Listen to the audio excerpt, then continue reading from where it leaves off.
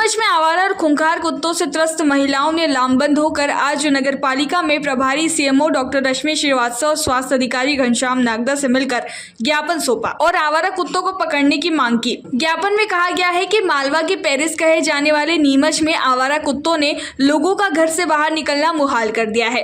आए दिन झुंड बनाकर कुत्ते लोगों पर हमला करते हैं। बीते दिनों कई मासूम बच्चों पर कुत्तों ने जानलेवा हमला किया है, जिस कारण बच्चे, राहगीर और दोपहिया वाहन चालक, महिला पुरुष जख्मी हुए हैं। नगरपालिका और स्वास्थ्य महकमा कोई ठोस कार्रवाई करने में असफल रहा है। मंदसौर में हुई घटना के बाद नीमच में भी कोई अप्रिय हादसा न हो जाए, इसके लिए जिम्मेदारों को तुरंत कदम उठाना चाहिए। सीएमओ डॉक्टर रश्मि श्रीवास्तव ने कहा कि हम उपाय ढूंढ रहे हैं। बताते चले कि कल भी नीमच की स्कीम नंबर 34 में एक मजदूर परिवार के मासूम बच्चे पर कुत्तों के झुंड ने हमला कर दिया था। जरूरी है कि शहरवासियों की जान की सुरक्षा के लिए आवारा कुत्तों से निजात दिलाई जाए। में जो आवारा कुत्तों का आतंक है, इसको लेकर आप आज ज्ञापन सौंपना है, क्या मांग करिए और क्या मामला पूरा?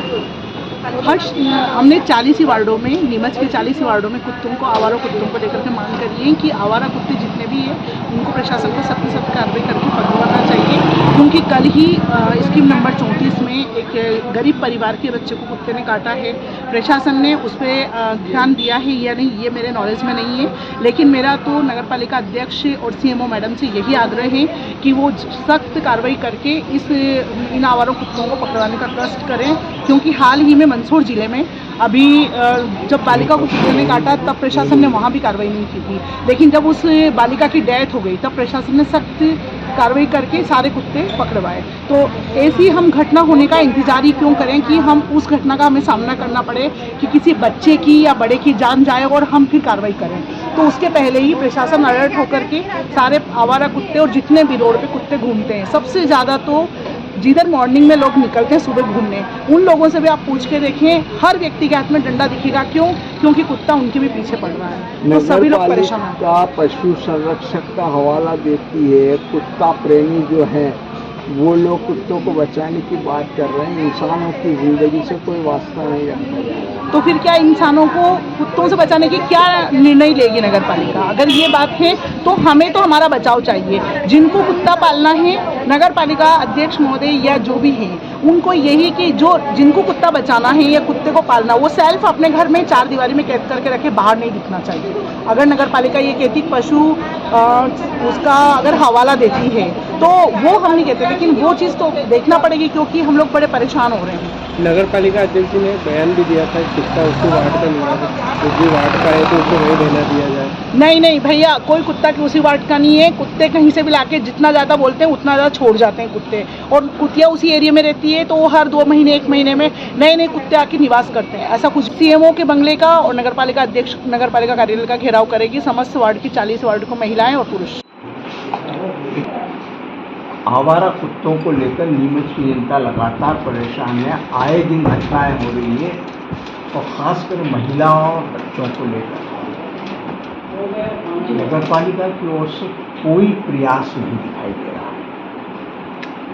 नगर पालिका की ओर से कुत्तों के स्टरलाइजेशन को लेकर एक टेंडर कॉल किया गया था। उस टेंडर में एक ही टेंडर आया था उसमें, और उसकी राशि अत्यधिक थी, इसलिए टेंडर रिकॉल करने के लिए जिला निर्वाचन अधिकारी महोदय से इसमें परमिशन ली गई है। उस परमिशन के बाद में टेंडर रिकॉल करने के बाद में और उसको टेंडर में जो भी राशि आएगी उसके हिसाब से स्टरलाइजेशन का कार्य शुरू किया जाएगा। स्टरलाइजेशन का कार्य पहले भी किया गया लेकिन उसका कोई रिजल्ट नहीं आया, उसमें उल्टा घोटाले आए। वास्तव में कुत्तों की संख्या वो की वही रह रही है। देखिए, पहले क्या हुआ स्टरलाइजेशन में ये मैं नहीं जानती हूँ। बाकी अभी जो कुत्तों की संख्या है, कुत्ते जो एग्रेसिव हो रहे हैं, उसमें पशु उपभोक्ता अधिनियम और जो पीटा एक्ट है और भी जो पशुओं से संबंधित कानून हैं उनके दायरे में रहकर हमारे पास बहुत लिमिटेशंस होती हैं। हमारे यहाँ पर एक डॉग शेल्टर होम है। हम केवल ये कर सकते हैं कि एग्रेसिव और बीमार कुत्तों को वो शेल्टर होम में कुछ समय के लिए रख सकते हैं। कुछ समय बाद हमें उन्हें वापस उनकी जो लोकल टेरिटरी है उसमें छोड़ना होता है, और शेल्टर होम की कैपेसिटी भी 10 या 12 कुत्तों की ही हमारे पास में है। अभी लोकेट किया था 1-2 जगह पर जो कुत्ते ज़्यादा एग्रेसिव हो गए थे, उन्हें वहाँ से हटाया भी गया है, शिफ्ट किया गया है उस स्थान से। मैडम, पशु प्रेमियों को बुलाकर इस बारे में कोई समाधान निकाला जाना चाहिए। नीमच में कोई भी बड़ी दुर्घटना हो सकती है जो कि लोगों की जान ले जा सकती है।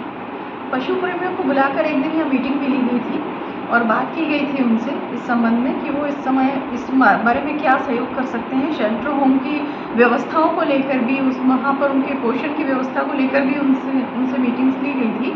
तो उन्होंने ये इस बारे में अपना समर्थन दिया है कि जो एग्रेसिव कुत्ते हैं केवल उन कुत्तों को कुछ समय के लिए हम शेल्टर होम में रख सकते हैं। बट जब मैंने आंकड़े निकाले हॉस्पिटल से और जगह जगह पर जो डॉग बाइट्स की घटनाएं हुई हैं उसमें कुत्तों की संख्या इतनी ज़्यादा है कि किसी एक स्थान के कुत्तों को यदि शेल्टर होम में रख दिया जाता है तो फिर बाकी जगह के डॉग्स का क्या करेंगे, ये एक बड़ी समस्या है यहाँ पर हमारे सामने।